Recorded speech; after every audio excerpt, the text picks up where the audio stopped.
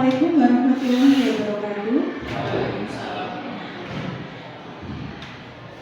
Yang terhormat Bapak Wakil Kesiswaan, yang terhormat Bapak Ibu Guru, dan yang terhormat juga Ibu Pendik, dan yang kami hormati pula Bapak Tony Setiawan selaku CGB Angkatan 9. Di sini pada hari ini kita akan melaksanakan sebuah diskusi. Tujuan dari diskusi hari ini yaitu memaparkan tentang prakarsa perubahan. Nah, prakarsa perubahan ini tentang apa? Tentang pembelajaran yang berpihak pada murid. Nah, jadi Pak Tony ini nanti akan memaparkan sebuah visi. Nah, visi ini tentang perubahan tentang entah itu program pembelajaran atau program-program yang berpihak pada murid. Jadi untuk visi sekolah itu kan selama ini kita sudah ada tentang visi sekolah. Visi sekolahnya pasti nanti tidak akan diperkenalkan oleh Pak Tony. Kita tidak akan merubah visi sekolah. Nanti di modul berikutnya akan ada program visi sekolah, tapi hanya kita mengusulkan kalau misalnya diterima bisa, kalau tidak tidak apa-apa. Khusus untuk saat ini kita tidak merubah visi sekolah, kita hanya melaksanakan sebuah prakarsa perubahan. Jadi kita tidak merubah visi sekolah Pak Tony, kita hanya melaksanakan sebuah prakarsa perubahan. Dan ini nanti kita akan berdiskusi. Dalam diskusi ini nanti mohon Bapak Ibu juga ada untuk Pak Tony. Misalnya kalau panjenengan melakukan pembelajaran seperti ini, bagaimana kalau saya usul seperti ini, itu bisa. Jadi tidak harus pembelajaran yang sesuai dengan Pak Tony. Jadi nanti Pak Tony biar mempunyai literasi dari Bapak Ibu semuanya yang sudah mengajar di kelas itu seperti itu. Nah, untuk sesi berikutnya yaitu jadi Pak Tony yaitu akan memaparkan tentang visi perubahan yang akan dilakukan Pak Tony yang ada kaitannya dengan pembelajaran yang berbeda. Untuk teman-teman SMK Basis Pesantren Darul Nurhusali, jadi di sini saya akan memberikan beberapa materi atau penyampaian yang sudah saya jalani selama pendidikan guru penggerak dari modul 1.1 sampai sekarang mungkin 1.4. Tapi untuk pendampingan hari ini yaitu tentang visi dan prakarsa perubahan. Jadi nanti saya akan menyampaikan beberapa kilas perjalanan dari modul 1.1 sampai ke 1.4. Jadi nanti tujuannya di sini adalah peserta dapat menilai kesesuaian visi sekolah dengan tujuan pendidikan berpusat pada siswa. Kemudian yang kedua, peserta dapat menilai kesesuaian visi sekolah dengan impian cita-cita murid dengan tepat. Yang ketiga, peserta dapat menentukan program apa saja yang dapat mendorong pertumbuhan diri murid dari segala sisi yang tepat. Angkatan berikutnya jika ini mengikuti guru bergerak. Jadi guru bergerak di sini di modul awal 1.1 yaitu kita mempelajari tentang filosofi pendidikan Ki Hajar Dewantara. Jadi poin utama di sini adalah tentang pendidikan dan pengajaran. Apa itu pendidikan? Pendidikan menurut Ki Hajar Dewantara yaitu adalah di mana menuntun segala kodrat, ya kodrat dari kodrat alam dan kodrat zaman. Yang mana kodrat alam itu sendiri adalah bawaan atau karakteristik dari masing-masing siswa. Kita tidak bisa memaksakan anak tersebut harus seperti kita atau harus seperti teman yang lainnya. Karena apa? Setiap anak itu mempunyai minat dan bakat masing-masing. Makanya di guru-guru pendidikan di sini kita bisa menuntut atau mengarahkan. Mungkin yang dulu siswa sebagai objek, nah kita sekarang di guru-guru pendidikan guru jadi fasilitator. Jadi kita mengarahkan anak-anak kita belajar jadi menjadi lebih baik lagi. Kemudian kodrat zaman, yaitu adalah di mana pendidikan sekarang ini kita harus mengikuti teknologi sesuai dengan zamannya. Tidak bisa dipungkiri di sekolah kita pun juga sama, yang dulunya kita melaksanakan tes, ya, tes akhir ataupun penilaian komputer atau CBT. Makanya di sini dengan filosofi Ki Hajar Dewantara, yaitu di modul 1.1 itu kita belajar bagaimana cara menuntun siswa agar kedepannya itu menjadi lebih baik, berakhlak mulia yang pasti. Kemudian di modul 1.2 kita belajar yaitu nilai dari guru penggerak. Yang pertama ada berpihak pada murid, ini salah satunya. Kalau dulu kita konsentrasinya murid harus nurut dengan kita, tetapi kita di guru penggerak di sini kita harus memberikan bagaimana loh keinginan siswa agar pembelajarannya itu menjadi lebih aktif, lebih menyenangkan. Ya, jadi kalau kita memaksakan siswa, sebagai contoh mungkin di pelajaran yang paling tidak banyak disukai yaitu matematika di guru. Di matematika mungkin guru itu sebagai penguasa, ya. Guru sebagai penguasa, makanya siswa pengen mengutarakan enaknya nanti belajar seperti apa. Kadang kita bingung. Ya, kita butuh umpan balik dari siswa agar pembelajaran itu menjadi lebih menyenangkan, lebih asik seperti itu. Kemudian menjadi guru yang mandiri. Itu kita pasti harus menjadi guru yang mandiri. Kemudian inovatif. Jadi setiap pembelajaran agar bisa lebih menyenangkan, kita harus membuat ide-ide atau hal-hal yang baru agar siswa tersebut menjadi lebih menyenangkan atau lebih senang dalam pelajaran kita. Jadi tidak monoton pelajarannya, oh si bapak ini mencatat sampai hafal. Siswanya itu sampai hafal, melihat guru tersebut pelajarannya mencatat, tidak ada perubahan dan yang lain. Nah, mungkin kalau di kejuruan, oh kalau guru ini pasti praktek, kalau syaratnya kurang, yaitu saya sendiri.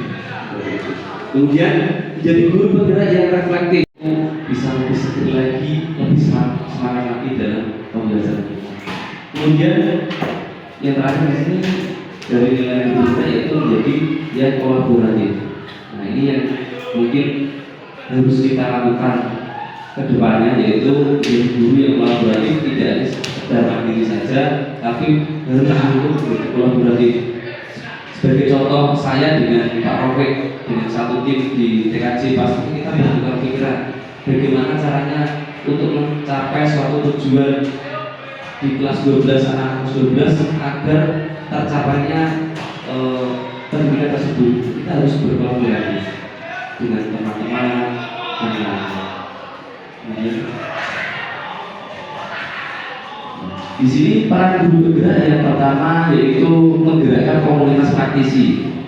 Nah, kita selama ini masih aktif dalam hal yang namanya komunitas. Kita jarang berinteraksi dengan rekan-rekan yang lain. Tapi kalau kita dengan rekan-rekan satu sekolah setiap hari pasti bersinggungan. Akan tetapi kita jarang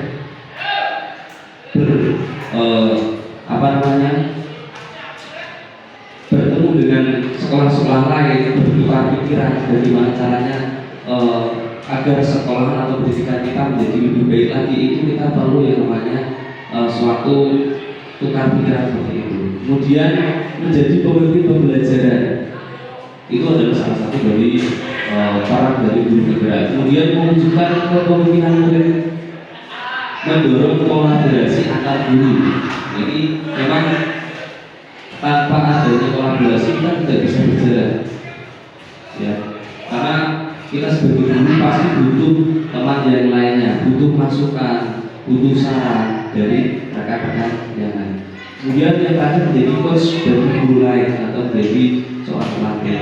Kita menjadi mentor, memberikan masukan, oh bu, alangkah baiknya pembelajarannya dengan seperti ini. Nah, jadi kan bisa memberikan masukan terhadap saya juga. Jadi pembelajaran kita di sekolah ini menjadi lebih aktif, lebih menyenangkan, siswa tidak bosan.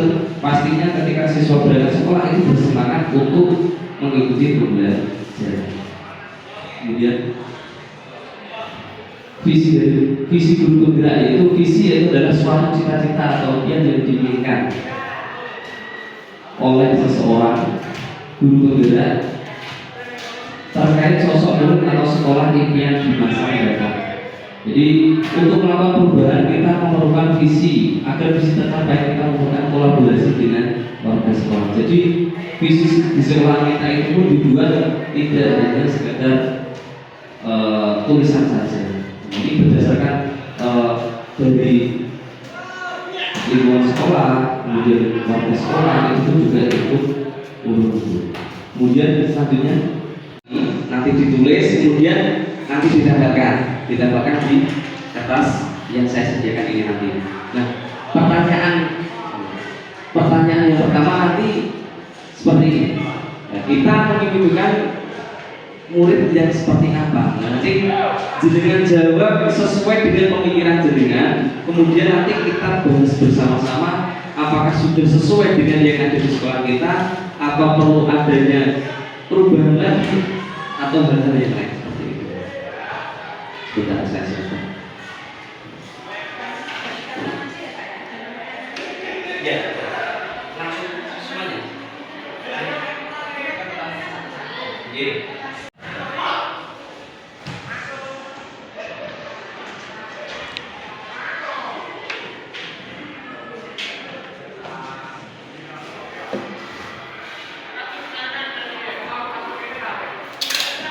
Jadi sambung masih bingung Pak? Oke. Begitu tulisannya sendiri Pak?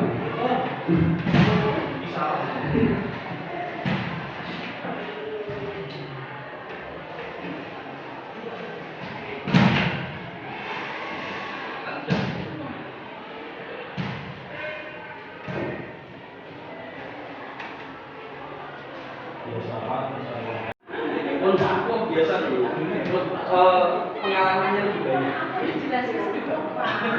Masih 27. Oh, 27 sektor boros tak 25 kayak iya.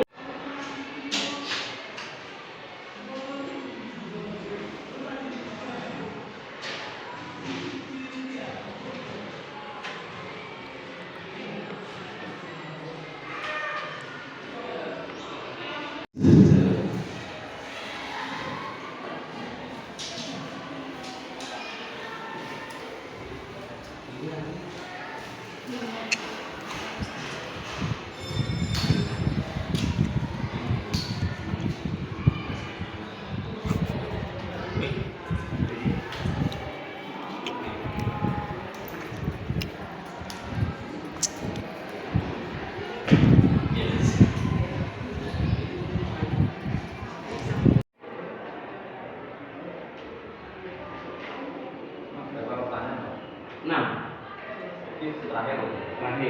Nah, nanti ini membahas kenapa jenengan menjawab itu. Ya, ada itu. Sampai ini sakit. Buku ini putra sampai ini kan tulisan jadi buku tulis buku jawab lewa bisa aju lagi. Ini mau jebak anak lagi ya. Wes, lagi.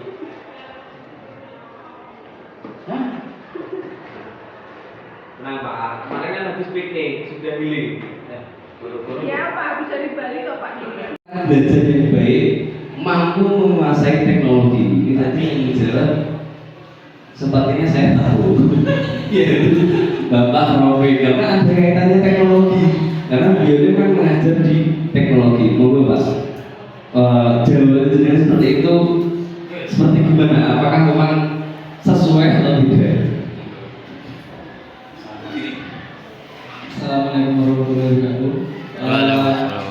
Kenapa saya menjawab pertanyaan dari Pak Tony tadi? Kita memiliki murid yang satu berakhlak atau berbudi yang baik. Jadi di era yang sekarang mungkin kita lihat fenomena yang kemarin itu ada murid yang selalu guru ini selalu maju gitu berbias. Nah, akhirnya saya memikirkan murid itu sing penting ojo pinter dhisik tapi berakhlak sih. Nah, makanya saya lebih utamakan itu berbudi pekerti yang baik dulu. Nah, untuk ilmu ini wis ngikuti diri. Nah, lo kenapa saya yang pertama itu budi pekerti, terus yang kedua memiliki semangat belajar yang tinggi. Nah, iki mungkin guru-guru yang sekarang sudah merasakan semuanya. Guru masuk mulai jadi tinggi. Jadi semangat untuk belajarnya masih sangat amat kurang. Makanya yang kedua saya memilih agar murid itu memiliki semangat belajar yang tinggi. Dan supaya semangat belajarnya tinggi, gimana kita tumbuhkan inovasi-inovasi pembelajaran kita yang lebih inovatif. Nah, caranya ya banyak banget sebenarnya.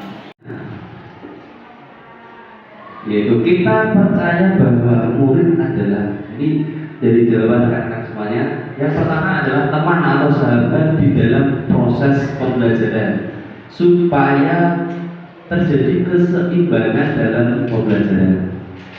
Yang pertama. Kemudian ada yang menjawab, murid adalah makhluk yang unik dan istimewa, akan tetapi butuh bimbingan dan arahan. Kemudian selanjutnya jawabannya adalah anak-anak yang hebat bisa menjadi teman dan bisa menghibur. Selanjutnya ada yang memberikan jawaban sumber informasi belajar. Kemudian teman. Selanjutnya aset bangsa yang harus dijaga dan dikembangkan sesuai potensinya. Ini menjawab begitu teman aset bangsa. Ini nanti perlu saya panggil nanti. Kemudian kita percaya bahwa murid adalah anak yang unik, dia memiliki karakter dan semangat dalam belajar. Oke, dari keenam jawaban ini saya ada sedikit yang tertarik tadi, ya, yang namanya adalah aset bangsa. Nah, ini siapakah yang menjawab tadi? Monggo untuk saya berikan waktu untuk menjawabnya. Bu Suci, monggo. Untuk mewujudkan Indonesia Emas 2050.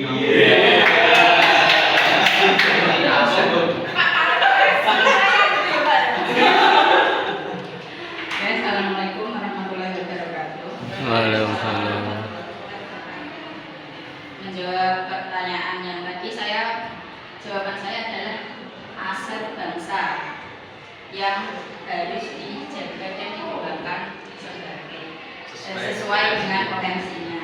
Maksudnya yaitu anak-anak adalah suatu aset bangsa. Seperti kata pepatah dulu, berikan saya 1 pemuda atau 10 pemuda, maka akan saya guncangkan dunia. Berarti dari orasinya Pak Karno. Iya. Filosofimu dulu.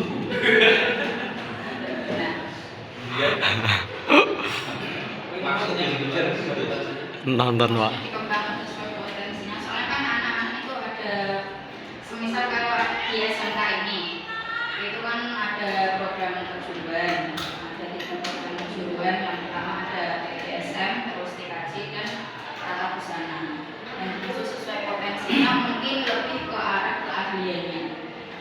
Itu mungkin yang anak-anak dari tata busana bisa dikembangkan potensinya menjadi suatu desainer atau perancang busana yang lainnya seperti itu. sesuai program ya, sesuai. Dengan Oke, cukup Pak. Oke. Terima kasih. Luar biasa. Pelajaran disiplin dalam tindakan, disiplin dalam apa? Ya, sehingga terjadi keharmonisan antara siswa dengan guru. Oke. Kemudian ia menjawab kesopanan, punya adab yang baik dan berakhlakul karimah. Selanjutnya ada ya siswa yang berakhlakul karimah, sama tadi ini Kemudian di sekolah kita mengutamakan kedisiplinan dan pendidikan karakter. Kemudian ada yang menjawab akhlakul karimah yang landaskan ahlus sunnah wal jamaah gitu ya. Kemudian nah, ini bagian. Padahal kita sama guru sebenarnya. Sama guru. Satu guru berbeda. Iya kan. Kemudian kegiatan keseharian yang mengacu pada keberagaman untuk membentuk karakter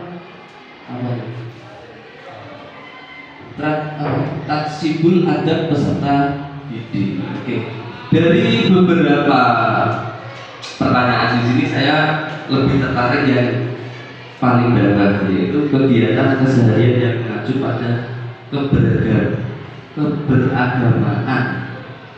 Nah, ini jawaban yang paling berbeda di sini dari Pak Nato. Monggo. Iya, mesti beragama. Monggo. Assalamualaikum warahmatullahi wabarakatuh. Jadi untuk tadi jawabannya memang kita mengarahkan bahkan ada juga yang peserta didik itu sangat berani mencelakai, mencederai bapak atau ibu gurunya sampai terluka. Nah, itu kan memberikan tamparan keras kepada kita. Terus sebagai guru ini tugas kita memang sangat berat.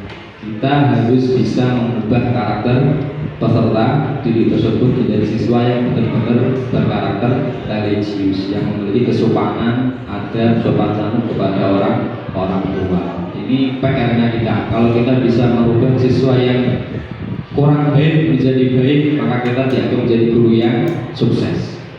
Kalau kita hanya mengajar siswa yang sukses, keluar sudah sukses, itu belum guru yang sukses. Tapi kalau siswanya yang kurang cerdas, siswa yang belum beradab, keluar dari sekolah menjadi siswa yang sukses dan beradab, berarti kita dianggap guru yang sukses. Itulah PR kita. Sedikit dari saya itu, Pak. Makanya di SMK kita di sini hampir setiap hari di selimi kegiatan-kegiatan religius dari pagi sampai siang. Bahkan mata pelajarannya kita sisipkan banyak sekali pelajaran kita kuning. Tujuannya untuk itu. Jadi satu aja, siswa yang berkarakter religius memiliki takribul adab. Kalau masalah ilmu kita dirinya dididik untuk menjadi siswa yang kompeten. Ya, ini saya tertarik menjadi jawaban dari dia pasti bisa dan akan jadi orang sukses di masa depan. Ini siapa ini yang menjawab? Karena ini warnanya biru, di mejanya yang ada sebetulnya warna biru, yaitu pengantin baru. Iya. Karena minggu kemarin barunya. Ada minggu kemarin Bu. Jadi ini pengantin baru. Saya kan sudah nggak mau. Ini kenapa ini? Nggak mau dulu ya. Karena dia ingin mencerdaskan. Wih. Mikir orang banyak ya.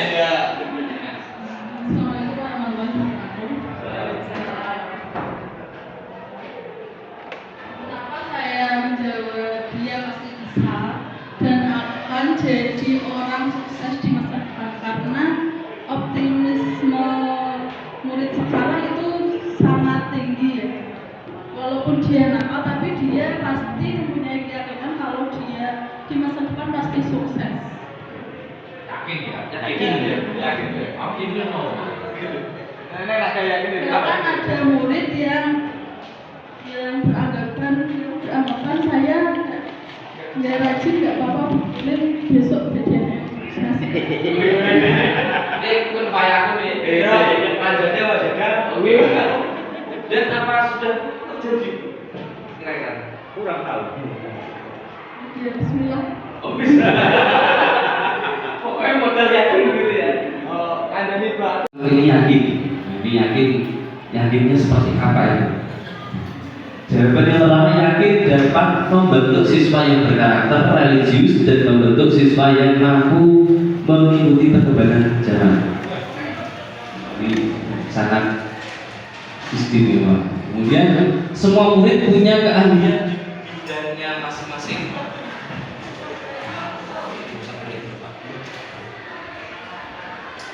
Kemudian teknologi yang kita miliki mampu bersaing di dunia industri. Kemudian saya dan guru lainnya di sekolah ini yakin bahwa kelak murid-murid akan sukses semua setelah lulus sekolah. Kemudian ada yang bahwa akan terjalin keharmonisan dalam pembelajaran sehingga proses pembelajaran akan berjalan dengan kemanusiaan yang adil dan beradab. Ini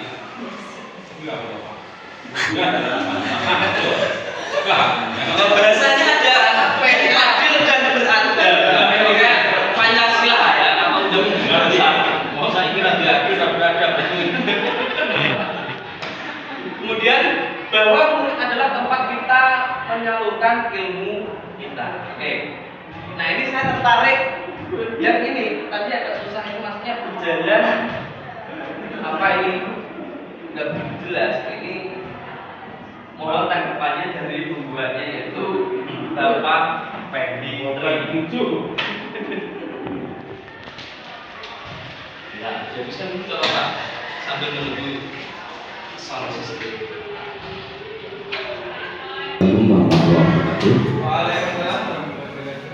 Kenapa saya kok bisa menjawab ini ya, bahwa terjalin keharmonisan dan mempunyai sesuai dengan kemanusiaan yang adil dan beradab. Di era sekarang ini anak-anak banyak sekali yang jauh dari apa yang kita harapkan, terutama rasa kemanusiaannya itu kurang. Kenapa kok kemanusiaannya kurang?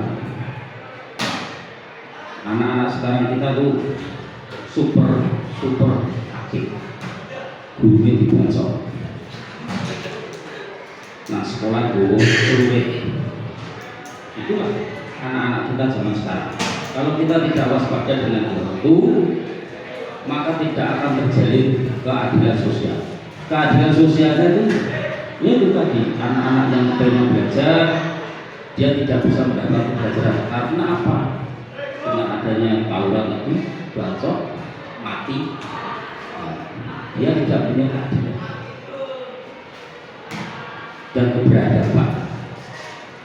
Anak sekarang itu suruh untuk amin Pak, permisi Pak, sulit. Bos, luar jadinya. Iya Pak, disuruh untuk ini, untuk itu ngeyel. Itulah zaman sekarang kemanusiaan yang adil dan beradab untuk anak-anak kita itu masih kurang. Tentu sebagai guru kita ya harus menambah ilmu kita untuk menerapkan hal tersebut supaya anak-anak kita bisa mempunyai sikap yang sopan dan santun seperti itu, adil dan beradab. Adabnya ada karena kita di sekolah yang berbasis pesantren, adab sopan santun itu penting sekali. Kalau tidak itu ya sudah hancur sekolah kita, entah di negeri dan sekolah sama. Mungkin itu apa yang saya ya kurang dan lebihnya mohon maaf karena saya seorang guru TSM isinya seperti ini Bu. Awal ya ini tadi yang pas muncul sekilas saja ya. Saya cukup. Assalamualaikum warahmatullahi wabarakatuh. Gitu ya. Yang pertama saya dan guru lainnya di sekolah ini paham setiap murid memiliki bakat masing-masing yang harus kita gali dan optimalkan demi meraih masa depan yang cerah dan gemilang. Luar biasa. Terus kemudian ada yang guru harus bergerak dan menggerakkan komunitas belajar. Ini peran dari guru penggerak ini kalau ini tadi ini sudah saya sampaikan. Kemudian mengajar butuh inovasi agar dapat tersampaikan dengan baik. Murid perlu akhlak dan penguasaan ilmu yang baik. Terus ada siswa yang berkarakter di masa yang akan datang lebih dibutuhkan di dunia usaha dan industri dan menjadi perwujudan Indonesia generasi emas. Oke, ini cita-cita negara kita di 2045. Kemudian semua murid tidak sama karakter dan tingkat pemahamannya berbeda-beda. Yang terakhir, proses pembelajaran sangat penting di mana siswa dan guru harus saling berinteraksi supaya terjalin keharmonisan dalam pembelajaran. Ini saya tertarik dari awal tadi karena sampai butuh buat stigma tadi. Oke, ini dari guru Muslihat. Mungkin bisa menyampaikan kenapa memberikan jalan. Ini karena mungkin curhatan dari anak OSIS mungkin. Iya Pak, ini 12 tadi siswa sidang. Oh gitu. Assalamualaikum warahmatullahi wabarakatuh. Ya, di sini jawaban saya dan guru lainnya di sekolah ini paham bahwa setiap murid memiliki bakat masing-masing yang harus kita gali dan optimalkan demi meraih masa depan yang cerah dan gemilang. Nah, di sini maksudnya setiap anak kan memiliki bakat dan bakat dan minat masing-masing sesuai dengan kondisi anak tersebut. Jadi di sini kita tugasnya menggali potensi yang ada pada anak-anak tadi, terus nanti kita arahkan sesuai dengan bakat yang mereka miliki tadi, agar nantinya setelah lulus dari SMK bisa meraih cita-cita yang mereka inginkan sesuai dengan bakat dan minat mereka tadi. Mungkin itu yang bisa saya sampaikan. Kurang lebihnya saya mohon maaf. Wassalamualaikum warahmatullahi wabarakatuh. Jadi saya akan mengambil kesimpulan dari diskusi hari ini, bahwa Bapak Ibu sekalian itu berharap akan mempunyai murid-murid yang atau siswa atau peserta didik yang berbudi pekerti baik, kemudian mampu menguasai teknologi, disiplin, jujur, berakhlak mulia. Terus kemudian saya tadi sampai perinting ya, kalau siswa dikatakan sebagai aset bangsa, karena memang kita sebagai pendidik ini kan harus bisa menuntun laku amal yang menghafal atau menulis, dan itu tidak bisa masuk ke dalam diri mereka sendiri, tidak bisa menuntun laku mereka semuanya. Nah, ini tujuan dari pendidikan itu adalah bisa menjadikan sebuah ilmu ini adalah pembelajaran sepanjang hayat. Jadi sampai kapanpun anak-anak ini akan selalu ingat, oh saya dulu pernah dipesan seperti ini. Ini artinya sebuah pembelajaran yang sepanjang hayat seperti itu ya.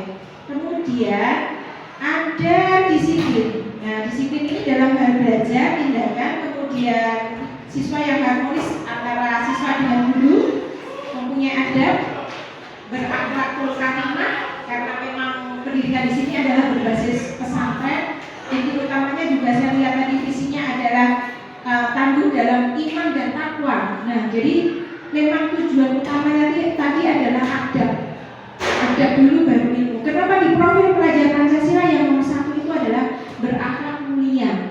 Ya, benar.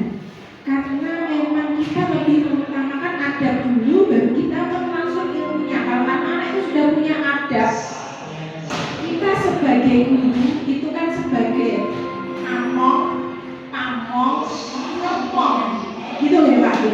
Nah, asuhnya ini harus kita jalankan sesuai dengan peran kita. Jangan sampai anak-anak ini nanti salah langkah, salah jalan. Tadi ada yang mengungkapkan anak-anak itu yang biasanya nakal, kenapa mereka itu menjadi orang yang sukses? Jawabannya kalau menurut saya ya, jawabannya satu, mereka itu pemecah masalah Bapak Ibu. Mereka lompat pagar, dia dalam diri sudah tahu, saya sudah punya niat, saya mau lompat pagar, berarti konsekuensinya saya besok harus masuk TK. Artinya mereka itu sudah punya solusi, di awal itu sudah punya solusi. Nah, pada saat mereka di sebuah perusahaan atau di dunia luar, mereka itu sudah biasa memecahkan masalah apapun itu bisa dikerjakan oleh mereka. Bukan masalah mungkin mau bejo malah kilometer buatan, tapi karena itu tadi mereka adalah pemecah masalah, dan seorang pemimpin itu adalah seorang pemecah masalah. Seperti itu. Terus kemudian tata tertib yang ditaati, ya di sini kan mungkin di sekolah punya tata tertib. Nah, tata tertib di sini bukan fungsinya untuk mendisiplinkan anak dengan hukuman-hukuman, ya. Memang tadi kalau kita tidak melakukan sebuah hukuman, memang kita jadi diberikan juga, ya. Bahkan kemarin saya ada sasaran dari guru PKM di guru sekolah kami bahwa kita sebagai guru itu boleh menghukum.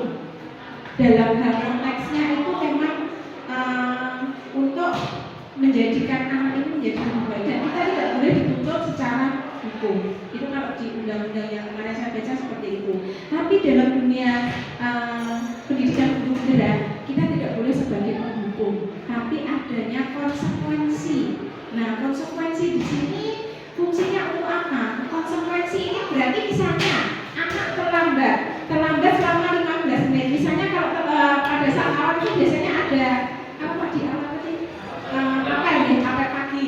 Nah, berarti dia mengganti apel paginya tadi.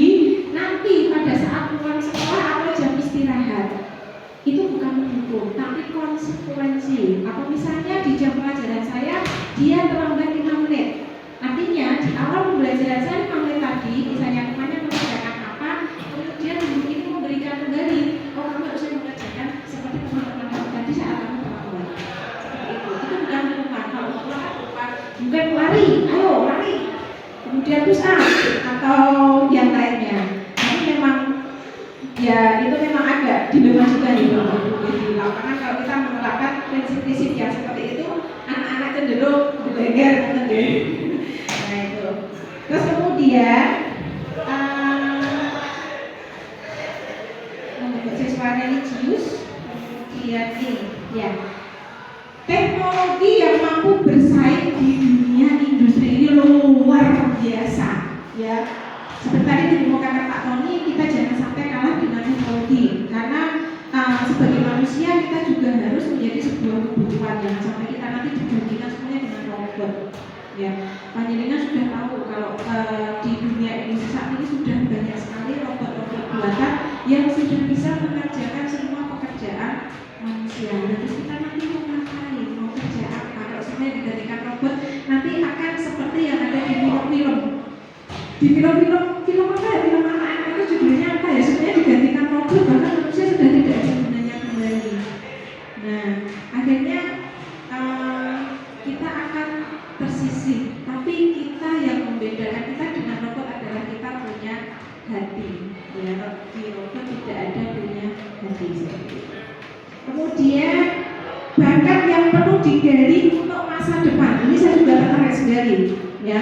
Jadi bakat untuk masa depan ini, anak-anak itu kan panjenengan hanya tahunya, oh anak ini nakal, tapi panjenengan belum menggali. Kita ibaratnya gunung es nih Bapak Ibu, ya. Gunung es, panjenengan itu tahunya hanya yang ada di puncak, ada di atas sendiri, tapi panjenengan belum tahu isi tengahnya apa. Dan yang paling unik itu ada di dasar lautnya. Gunung es itu kan biasanya ada di dasar laut gitu, itu di kutub itu kan. Nah, di dasar lautnya ini anak ini punya potensi apa? Ini yang harus kita gali dengan cara memberikan asesmen awal. Asesmen awal itu berarti kita membuat sebuah pertanyaan-pertanyaan. Dia itu maunya apa? Dia itu sukanya apa? Minatnya apa? Itu bisa kita gali di awal. Nah, dari hasil diskusi kita hari ini tadi, karena Pak Tony belum mempunyai prakarsa perubahan, kalau saya ambil kesimpulan di sini, prakarsa perubahannya itu lebih pada adab, lebih pada adab. Jadi prakarsa perubahan yang akan diterapkan Pak Tony bersama dengan semua tadi lebih fokus ke adab. Seperti itu nih Bapak Ibu. Terima kasih sudah meluangkan waktunya sampai dengan hari ini, sampai detik ini. Mungkin sudah ada yang mulai mengantuk atau bagaimana? Mulai lelah. Oke, mungkin Bapak Ibu bisa melanjutkan aktivitas Bapak Ibu kembali untuk sesi berikutnya. saya foto bersama dulu ya Pak Tony ya. Demikian paparan yang sudah dipaparkan Pak Tony sebagai presenter, sebagai calon guru penggerak angkatan 9. Semoga acara pada hari ini bisa bermanfaat untuk Bapak Ibu dan pembelajaran yang akan dilakukan di SMK BP Darul Ulum ini akan semakin baik dan lebih berpihak kepada murid. Akhirnya bisa melakukan pembelajaran yang sifatnya itu dengan permainan-permainan sehingga anak-anak ini nanti akan lebih tertarik, dan permainan-permainan ini tidak harus permainan yang sulit. Seperti di pelajaran saya, misalnya saya seorang guru akuntansi, saya bisa membuat ulang tangga. Bisa? Iya. Akun. Akhirnya mungkin kalau melihat akuntansi itu biasanya hafalan rumus betul. Saya menggunakan hafalan dengan jari, ini namanya jari akuntansi. Ini adalah harta, nilai, modal, pendapatan, dan beban. Anak-anak ya cukup menghafal ini namanya jari akuntansi. Kemudian saya juga menetapkan ulang tangga. Ulang tangga itu nanti ada angka 1 sampai 100 ya. Ada gambar tangga, ada gambar kotak. Nah, di setiap kotaknya ini nanti saya berikan akun-akun yang 5 ini. Dari 5 ini kan ada sub-sub akunnya ya. Saya masukkan di situ. Misalnya ada soal seperti ini, kamu berperan sebagai ini. Saat kita kompak dadung ya, nanti si pionnya ini sampai di mana dia harus mengungkapkan. Kalau kata bertambah di mana, seperti itu. Dan permainan-permainan itu banyak sekali, bukan hanya satu. Betul ya Bapak Ibu. Saya akhiri cukup sekian. Wassalamualaikum warahmatullahi wabarakatuh.